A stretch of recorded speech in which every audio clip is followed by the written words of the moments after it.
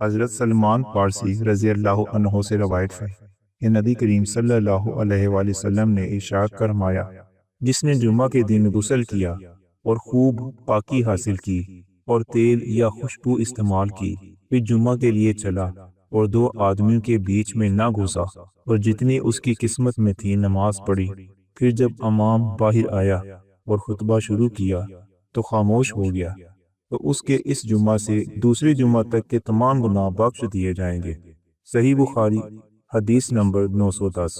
کوئی ایسا بندہ جسے اللہ تعالیٰ کسی رعایا کا حاکم بناتا ہے اور وہ اس حالت میں مرتا ہے کہ اپنی رعیت سے دھوکہ کرنے والا ہے، تو اللہ اس پر جنت حرام کر دیتا ہے۔ صحیح بخاری حدیث نمبر 7151۔ صحیح مسلم حدیث نمبر 142۔ سیدنا ابو ہریرہ رضی اللہ عنہ کا بیان ہے کہ نبی کریم صلی اللہ علیہ وآلہ وسلم ایک بیمار کی عیادت کے لیے تشریف لے گئے جسے بخار تھا۔ ابو ہریرہ بھی ساتھ تھے۔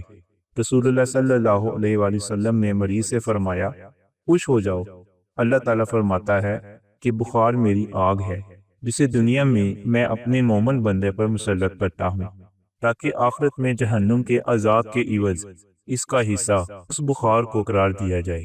سنن ابن ماجہ 3460۔ ایک آدمی نے کہا، اللہ کی قسم، اللہ تعالیٰ فلاں شخص کو نہیں بخشے گا، تو اللہ تعالیٰ نے فرمایا، کون ہے جو مجھ پر قسم کھا رہا ہے کہ میں فلاں کو نہیں بخشوں گا؟ میں نے اس فلاں کو تو بخش دیا، اور ایسا کہنے والے تیرے سارے عمل ضائع کر دیے۔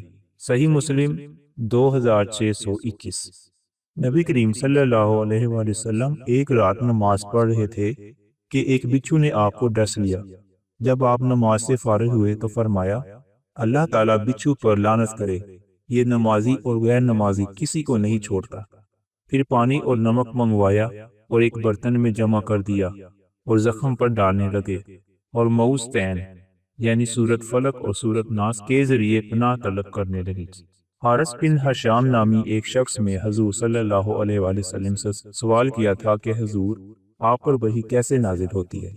آپ صلی اللہ علیہ وآلہ وسلم نے فرمایا کہ وحی نازل ہوتے وقت کبھی مجھ کو گھنٹی کی سی آواز محسوس ہوتی ہے، اور وحی کی یہ کیفیت مجھ پر بہت شاق گزرتی ہے۔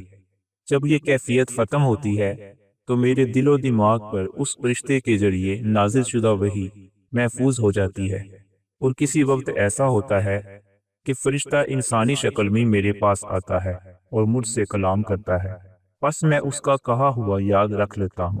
حضرت عائشہ رضی اللہ عنہا کا بیان ہے کہ میں نے سخت کڑاکے کی سردی میں حضور صلی اللہ علیہ وآلہ وسلم کو دیکھا ہے کہ آپ صلی اللہ علیہ وآلہ وسلم پر وحی نازل ہوئی، اور جب اس کا سلسلہ موقوف ہوا تو آپ صلی اللہ علیہ وآلہ وسلم کی پیشانی پسینے سے شرابور تھی۔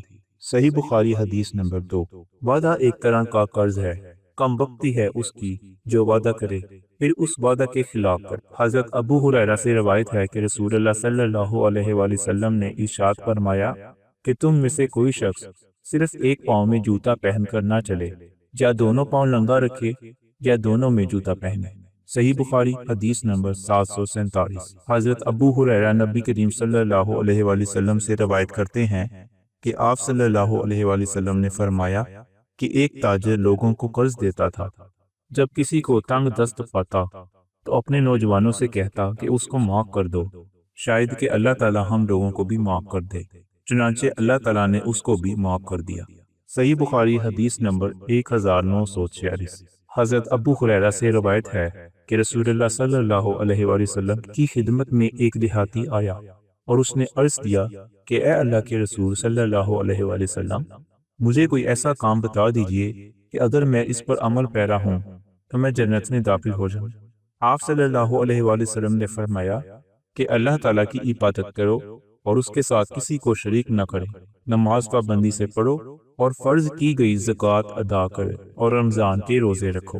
دیہاتی نے یہ سن کر کہا کہ قسم ہے اس اللہ کی جس کے ہاتھ میں میری جان ہے، میں کبھی اس میں کمی بیشی نہیں کروں گی۔ پھر جب وہ پشت پھیر کر چلا گیا تو رسول اللہ صلی اللہ علیہ وآلہ وسلم نے فرمایا کہ جس آدمی کو جنتی آدمی دیکھنے سے خوشی ہو تو وہ اس شخص کو دیکھ لے۔ صحیح مسلم حدیث نمبر 106۔